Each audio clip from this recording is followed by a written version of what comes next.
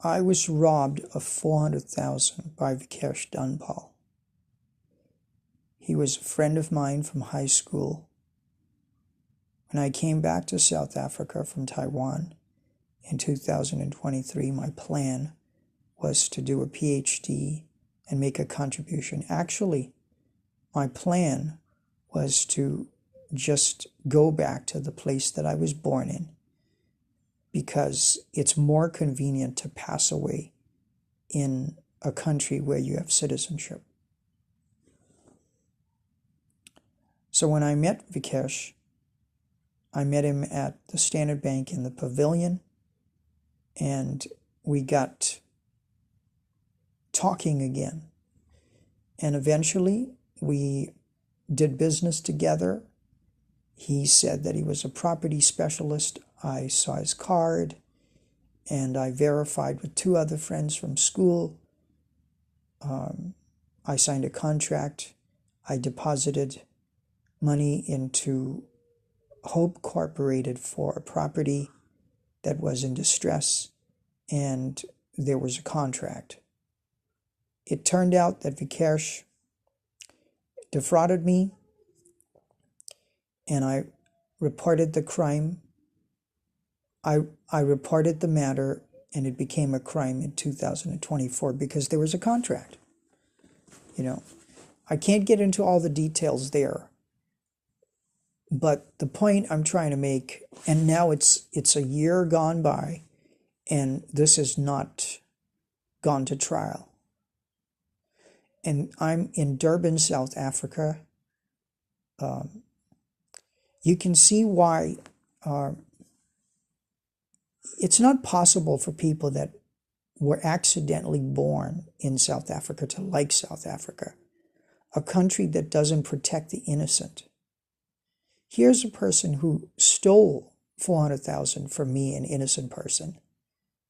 He took funds that were not for what he said they were going to be taken for.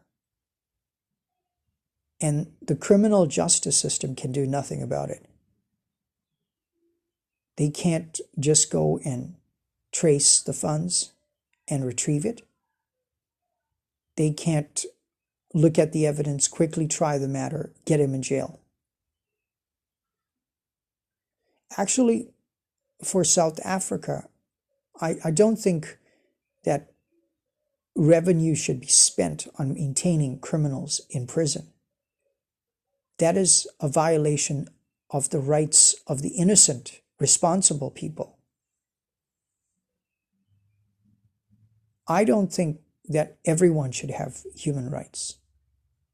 Human rights should be for human beings. Somebody that steals another person's hard work in the form of money is not a human being, and therefore should be sentenced to capital punishment.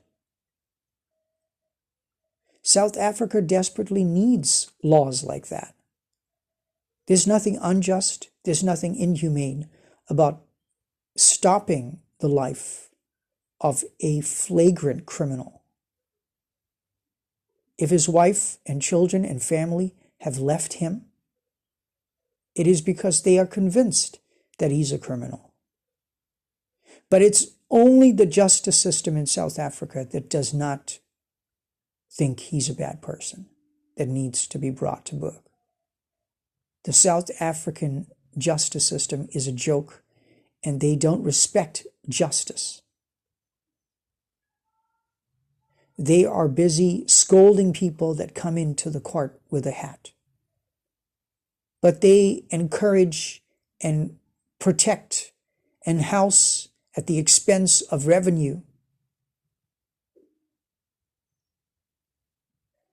criminals, murderers, rapists, fraudsters. After a fair trial, when a person has defrauded several people and turned their lives upside down because money is related to survival, when we've established that this person is guilty, they should be executed. That is justice. The money should be traced. If it cannot be traced, the state should pay the innocent people. Everyone, I would agree, if we have revenue, money coming from income tax and VAT and all the other taxes that the country charges citizens and everyone that lives here and everyone that does business here, it's trillions of rands. We should have a law that protects the innocent people that are doing honest business. I was not stealing, I was doing honest business. And people will say, well, you didn't have a lawyer involved, but I had a contract that's legally binding. I have, if you say that the contract is not legally binding, we can see that money was deposited. We can see emails. We can see WhatsApp messages. You see, the law is not based on rules alone. The law is based on logic and common sense. So if Vikesh said he took money for a certain purpose and did not use it and did not follow the rules of the contract, then he should be brought to justice. Stealing people's hard-earned money and thereby affecting their life quality is not a right that another person should have over another. Don't you think? Capital punishment for people that are constantly defrauding others is a human right. It's humane. There's nothing inhumane about that. It's not like we're killing innocent people.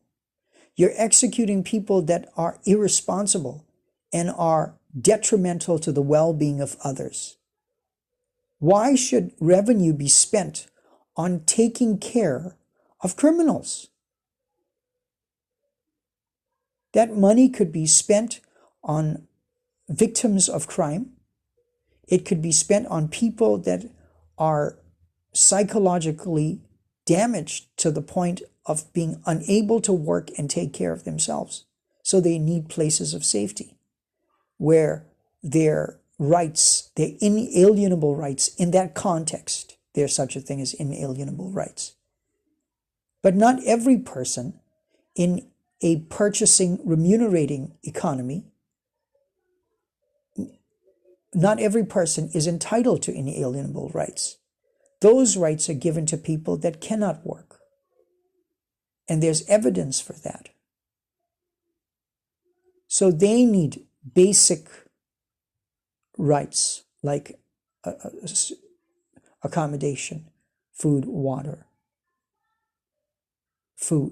like just some basic things, some recreation. And we all should care for people like that. But at the same time, we should make sure that people are using their intelligence and are acting responsible as far as childbearing is concerned.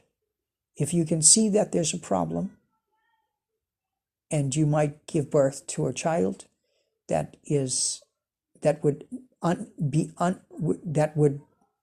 not be independent, and that means when you die, the child has no one, then it's better that you not procreate. So this is common sense. You can't have absolute freedom to do whatever you please. Inalienable rights, they don't work for everyone, every human being. They work for people that are unable to take care of themselves. And in a world where people have to work and be remunerated, this is not the only option to how we should be living. But right now, that's the one. Everywhere in the world, that's the idea. Until we change the whole system and make it more sensible and more humane. Because to be honest with you, this culture of working and all that, it's not good. But we cannot immediately change the world. We have to educate people and make decisions in a way that that can heal the best results. Right? For now, this is the world we live in. And fraudsters like Vikesh Dunpal, they need to be executed by the state.